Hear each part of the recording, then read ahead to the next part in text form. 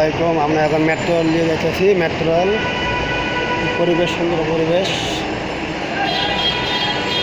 Metro rail দিয়ে যাচ্ছি, সুন্দর পরিবেশ দেখছেন, অনেক সুন্দর। আমরা এখন দিনাজপুর যাবো, মেট্রো রেল দিয়ে মহাখালী পর্যন্ত যাবো, যা উঠবো এই করবো। এটা হলো মেট্রো রেল, দেখতে অনেক সুন্দর।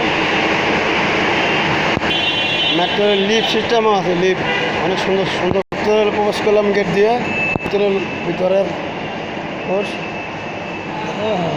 সুন্দর রে, অনেক সুন্দর পরিবেশ। Metro rail